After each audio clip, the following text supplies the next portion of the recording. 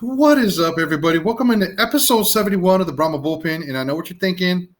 This is not the Bullpen Studios out in the cow pasture. Well, this is what we're going to call a remote cow pasture studio.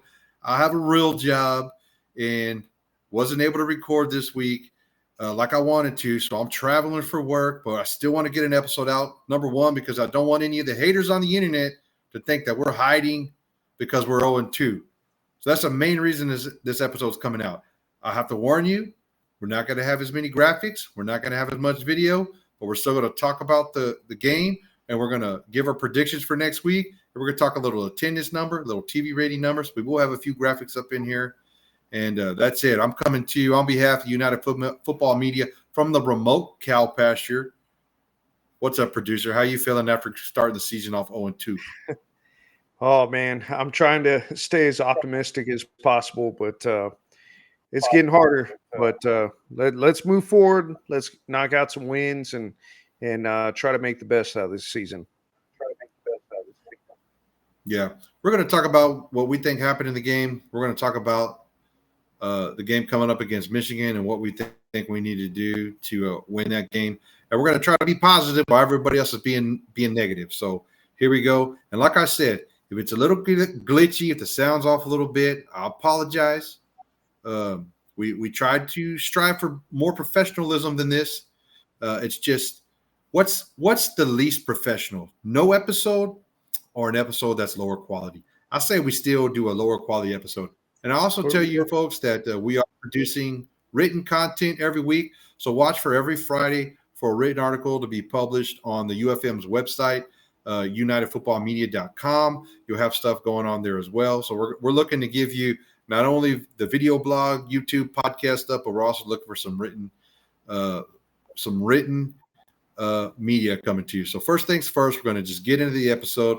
We're going to pop up the league scores, and we'll just kind of talk about these as we go through them. So game number one on Friday night, the Stallions versus the Panthers. I'm going to tell you, the Stallions got the win. Last thing. Sorry. See, it's already herky-jerky. You wonder what's going on with the hat? This is rally cap style, okay? Rally cap style. So I'm doing whatever I can do to get good mojo. So don't hate on me with my bald head, my dumb hat on backwards, okay? If you want to hate on me, that's fine. I don't mind. But that's why we're doing it. Anyways, rally cap. So Stallions beat the Panthers 21-12. I'll tell you my thoughts on the game, and then I'll throw it over to producer. One, to me, the Stallions look human. They don't look unbeatable and immortal like they have the last 3 years. Panthers really gave them a run for their money. I think the Panthers' biggest problem isn't talent, isn't play calling, isn't concept. It's literally one issue. 2 QB rotation. I have no idea why Perkins is not the starting quarterback for Michigan. And to me, he should be. I don't know. Producer, what do you think about the game from Friday night? I agree. Perkins should be the starter in that. One other thing I kind of noticed that I saw that they had problems with was tackling. They had a few tackling issues. I think I agree. Birmingham is human. And they played a good game against Birmingham. And I think we got a shot to get our first win there. I'm looking forward to the game. No, you're already giving it up, huh? All right. Well, we'll go down to the showboats and the defenders down there. My only note that I took off of this game, 17-12 game, is Ta'amu's passing looks terrible. And for whatever reason, they refuse to feed Abram Smith. But, they're 2-0. So I can't say much, but man, Ta'amu's got to clean it up, and they got to start running the ball. The defenders' defense looks awesome. The showboats, are in the same boat as the Brahmas, but I think the showboats are being 0-2. But I think the showboats have looked better in their 0-2 losses.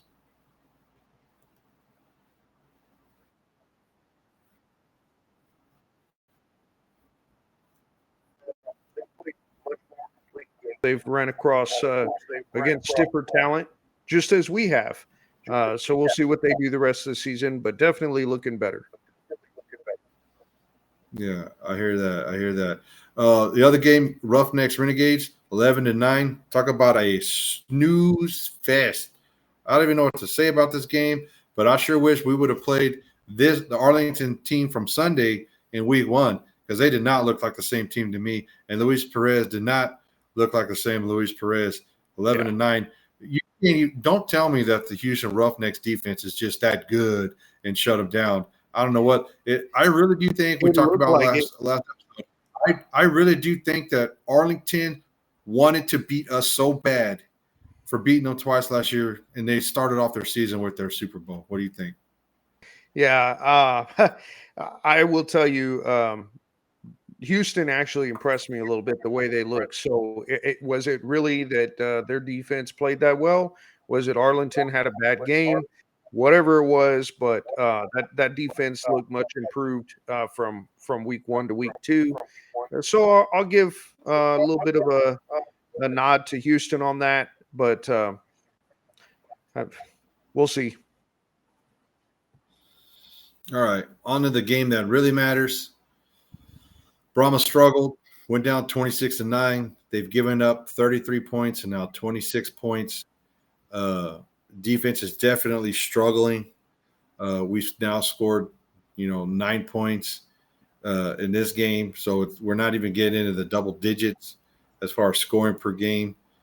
So a lot of struggles there, and we'll get into it a little more. Some of the notes that I got. Our defense started off the game hot. They forced 2 punts right off the game, but then our offense comes on the field. They go 3 and out real quick. Can't get a completion. Can't get a first down. The running game's non-existent. Defense is back on the field super quick. Boom. Battlehawks go straight down the field, score on us. The defense can't be on the field for the entire game. They got to get some water and take a breather. Offense needs to get some first downs, but that's the pro and con. That's the chance you take when you play this spread, fast-paced offense. If you're going to go throw the ball 3 times and get 3 incompletions, or get one completion for 4 yards, have a receiver drop a ball, and then get pressure and have to throw it away real quick, your defense is on the sideline for a minute, and they're back out on the field and they're wore out. Some in the NFL, they run the ball control, get the defense rest, keep the game balanced, both sides of the ball, try to win the game by winning the time of possession battle. But we just don't do that here in San Antonio. That is not our style. We want to air it out and run it and gun it, and I'm all good with that style. But damn, you gotta get the first downs, and you gotta move the ball down the field. Yeah. Some things that stood out to me about that game, of course, in week one, Luis Perez took off. He ran on us. Weren't expecting that from him. However, in week two, we were expecting that from Wilkins at quarterback. We know his ability to run, what he provides, and he took advantage of that. We weren't able to stop him going into that game, knowing that he was going to do that. So we definitely had problems on defense, both in passing, running.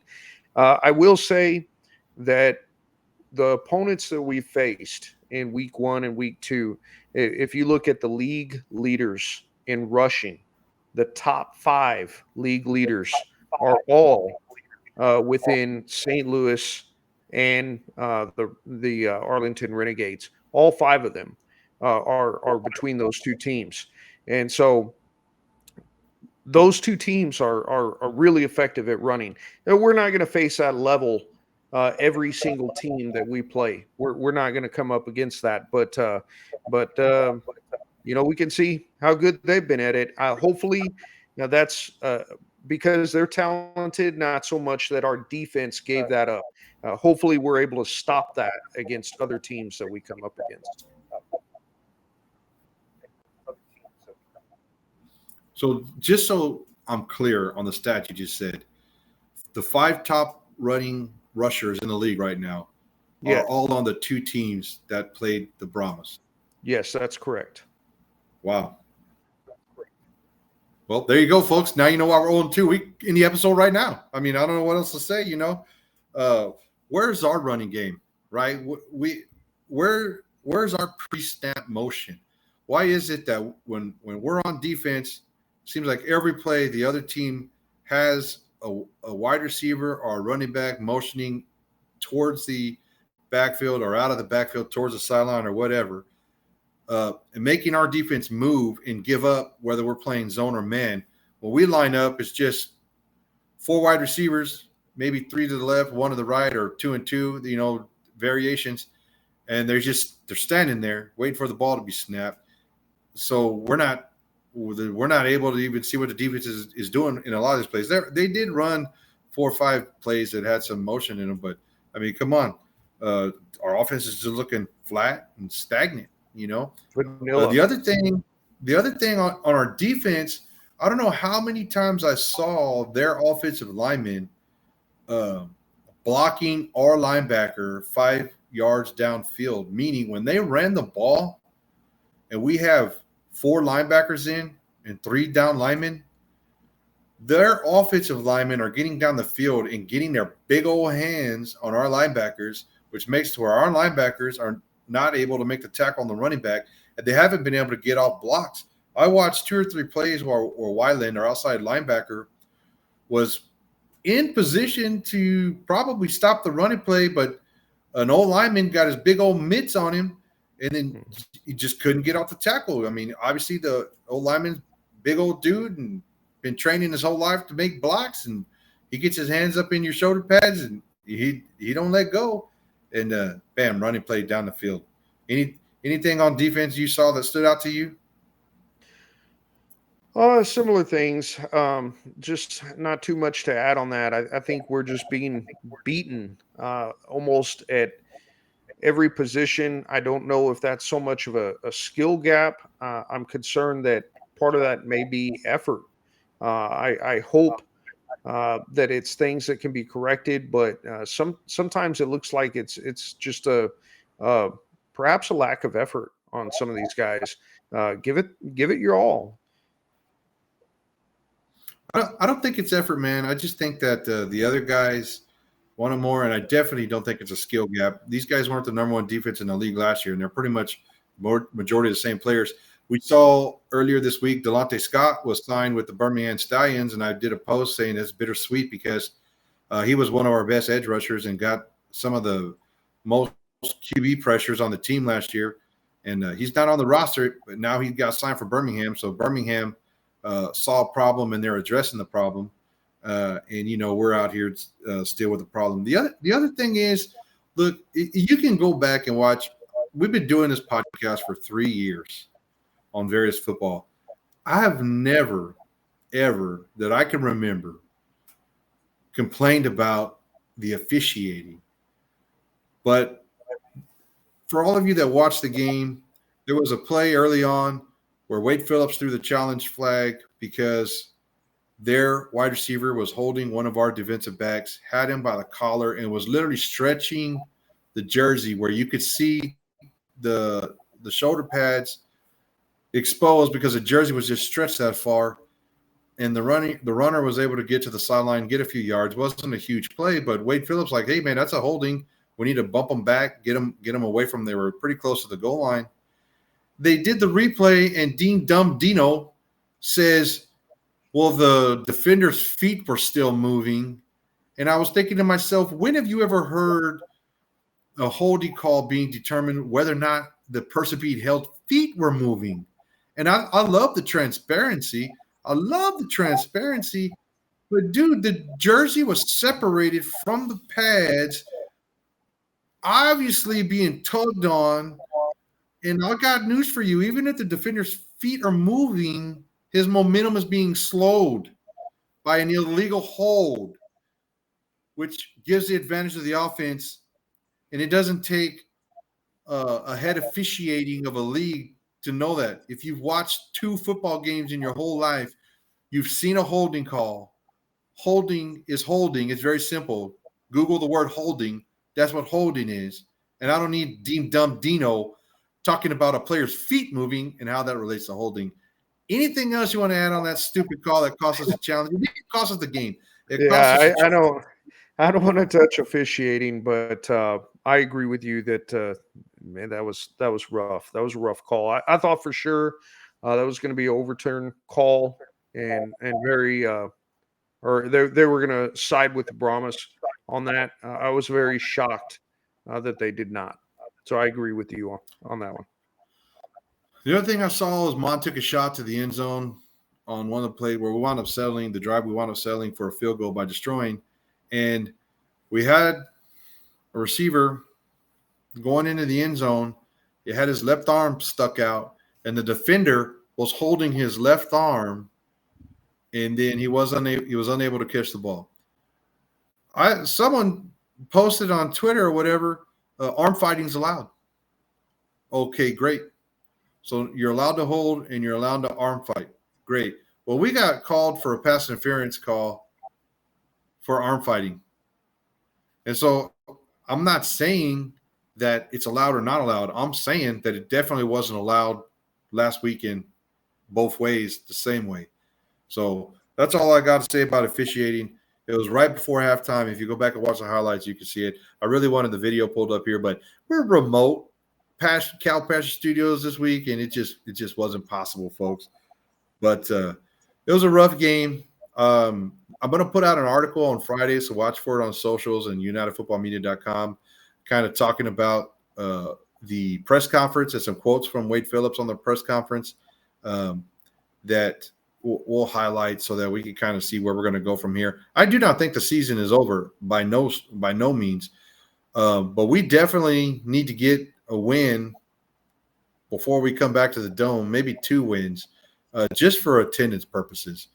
We need to have some momentum when we get our first game at the Dome. And not even to go off onto this tangent about whether it's intentional or not, but for sure the Brahmas are dealing with extenuating circumstances that other teams are not dealing with as much. We have officiating going against us. We got obvious hold calls being left on the field because the defender's feet are moving, deemed Blandino. And then, we're still 2 weeks away from our first home game. So our guys are going into somewhat hostile environments every week. They're not being able to enjoy the home fans pulling for them. And, you need to galvanize as a team on the road because it's basically you against the world when you're the road team.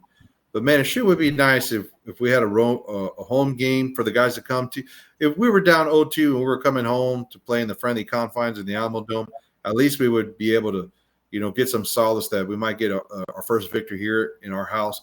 But we're going on our 3rd consecutive road game to Michigan, and then after that we'll be going to D.C. So 4 road games to start the season. And I'm not saying the league did it intentional. It's definitely because there's so much stuff going on in the Dome, Final Four, and all that. We've talked about it.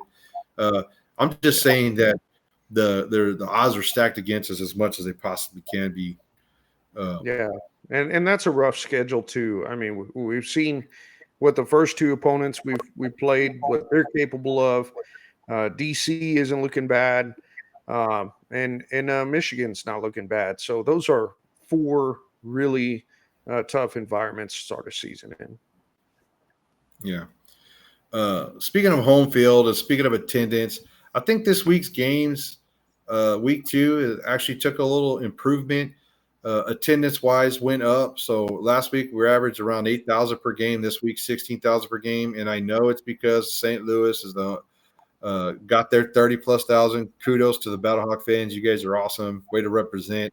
Nothing but respect for every one of those football fans that buy tickets and go to that game. Truly appreciate y'all pulling your weight for the league up there. Everyone else needs to do a little better. DC did good again, 13,000. A little bit uptick from what they had week 1. Michigan with 10,000. I'll tell you, Michigan with 10,000 is cool because it's their first home game of the year, and it's an increase from what they averaged. They averaged, 9,000 some change last year. So even they had a little uptick. Arlington, a little downtick. And I truly think that's because the fans that traveled to Arlington, we didn't have a road game. So the game 1, Arlington had a little over 10,000 up there. That was the Brahmas, the fans that made the trip to Arlington.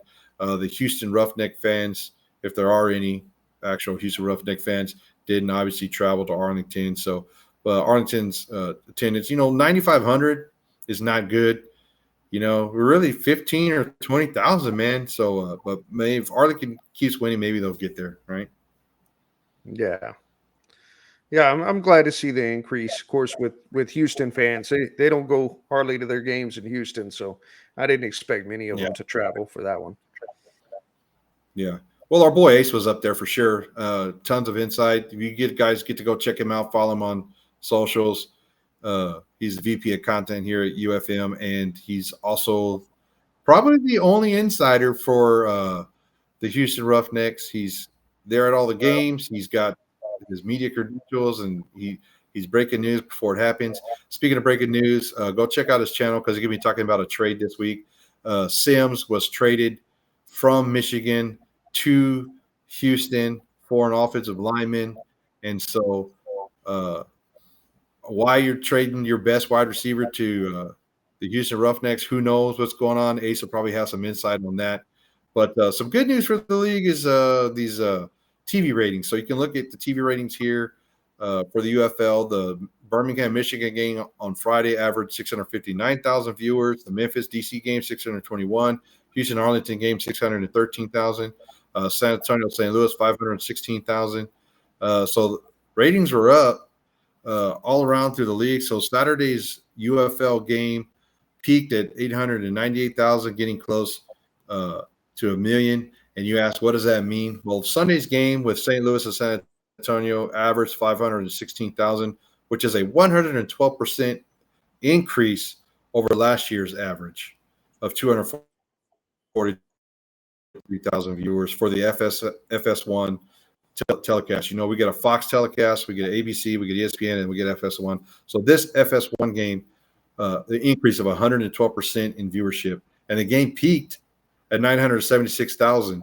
And I'll tell you, it probably would have went more and got higher if the Brahmas had done their job to make that game more competitive. But almost a million viewers and a 112% increase year over year. What do you think about that?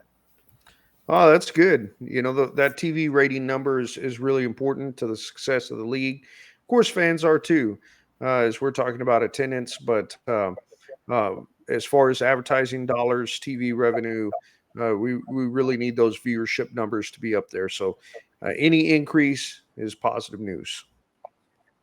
Positive news. So we're kind of getting into more positive news.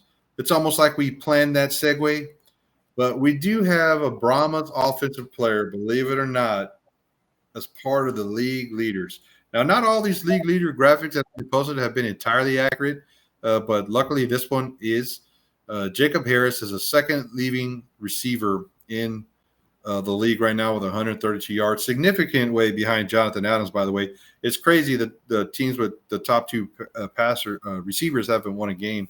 One thing I will say, you know, John Trey Kirkland's been quiet, and I've noticed Jacob Harris is Kellen Mond's security blanket. So Mond is obviously not Chase Garbers or Dormady from last year. So in practice and leading up to the games, he's kind of got his receiver that he looks to, his security blanket, so to speak.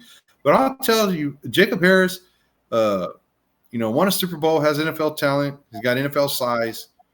Seems to be a good receiver, but he's had some timely drops. I'm talking past the first down marker on third and long, ball hit him in the hands, hit the ground. Coming in on a slant, third down, plenty of room to get the first down, ball hit him in the chest, hit the ground. I've seen him have, I don't know the exact stats, but he's had at least 4 or 5 drops that I've seen that were in his hands and should have been caught. And who knows? You get one first down, you get the momentum. That's how this offense works. One first down, then you just start rolling. You get in that fast pace. Speaking of fast pace, I think the Brahmas should just go no huddle the whole rest of the way. 2-minute offense the rest of the season, because when they did get in the hurry up, a little bit of time they did get in the hurry up, that's when they were the most efficient. You know, less thinking, less reading, go run It around. seemed like they caught more of a rhythm when they were in that hurry up offense. I agree with you. Yeah, for sure. Speaking of Harris, we're going to show a little Harris video right here. So apologize if this video comes out echoey or blurry or whatever. Not making excuses, but this is the remote Cal Pastor studio, and interwebs are not that good here. But let's try to watch this video.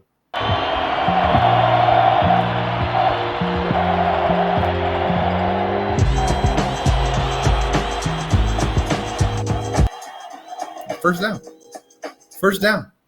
down. There was a bunch of plays like that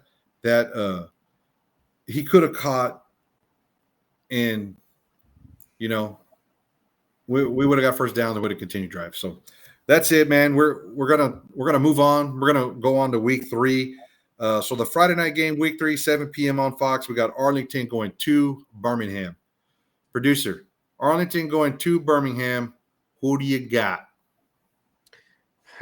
I'll take Birmingham. I'll take Birmingham in that game over Arlington. Any reason why? Are you going to elaborate, or are you just going to do game picks and move on?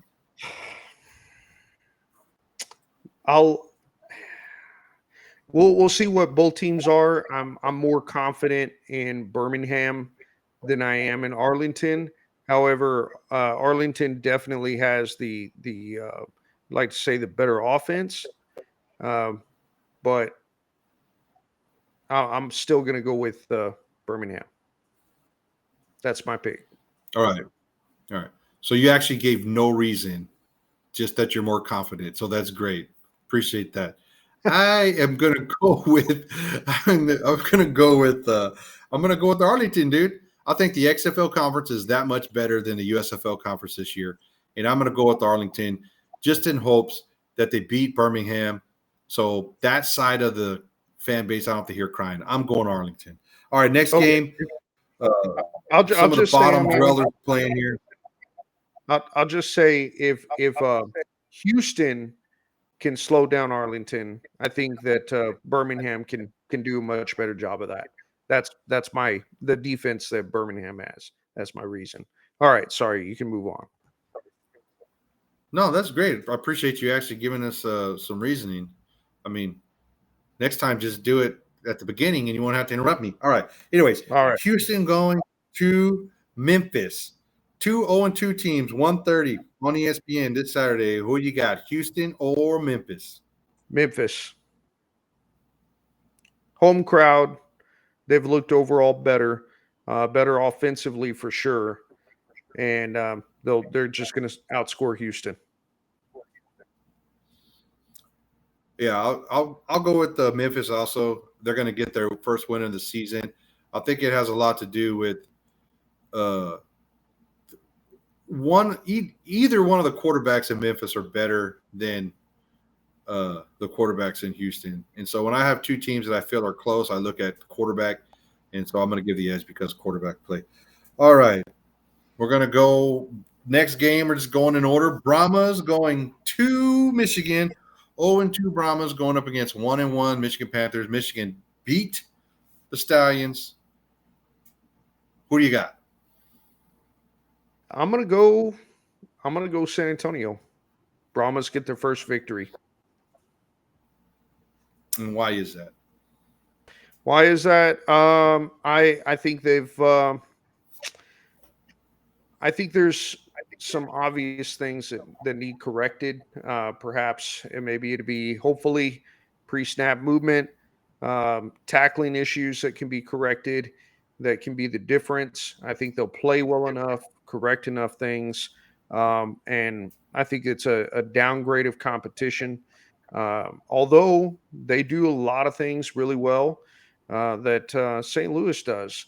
However, like I said, downgraded competition compared to St. Louis. I think they'll be much more competitive, closer game, and they'll get their first win. They're going to play a lot more aggressive to get that win. I like it. I was really, really torn on this game. Of course, I've been picking the Brahmas all year. You picked St. Louis last week correctly, and I still stuck with the Brahmas. But a team believe a team is who they show you they are. So once they show you who they are, believe them. And I'm going to tell you right now, I think the Brahmas are struggling to stop the run, and Michigan has a very good running back, and I think the Brahmas are struggling to get anything going on offense. And with that being said, I'm going with the Brahmas, dude. I ain't picking these punks in Michigan. They just traded their best wide receiver to Houston. Get out of here. Get out of here with that crap. You can't even pick a starting quarterback. You just swap them out in the game. Get that crap out of here. Brahmas going to go up there. They're going to get their first win. They're going to get on the road to success, or they're going to make up for the last 2 weeks. If we come back to the Dome 2-2 for our first home game, I think that is a win. Although I'd rather be 4-0. But it's not about what I want. It's about what's possible at this point. And 2-2 is still possible, baby. We're going to end it with our pick. 2-0 DC going to the Battle Dome. 2-0 St. Louis. You know, DC started off the season with 2 home games. Good for you, DC.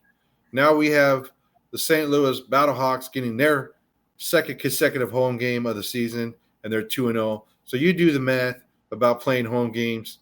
Sure wish we had played a home game, but I know I sound bitter. I just don't think anybody's better than St. Louis this year. St. Louis is the best team in the league. I will tell you the top 3 teams in the league are St. Louis, DC, and Arlington, and they're in all in our division. We're basically in the SEC conference over here, and we got the USFL playing over there in Conference USA. I sure wish we were in Conference USA. We might get some more wins, but I think St. Louis is going to get them. What do you think, producer? If DC does win this game, it's going to be because of their defense. They've got 2 of the better sack leaders in the league, and so it'll be because they get to the quarterback. However, with St. Louis, mobile quarterback, effective rushing, I don't think they're going to get to him as much. I don't think it's going to be as effective. I think St. Louis wins. Okay, name me the 2 sack leaders in the league that you just referenced.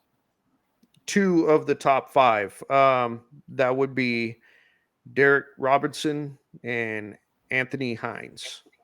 All right, dude. I was just checking you. All right, I like it. You came prepared. You did homework this week, producer. Way to go, man. Thank you. So, well, with that, folks. Go ahead. I just was going to say that I don't think BC have that much of a shot, though. So we'll see St. Louis win that game. That's all I was going to say.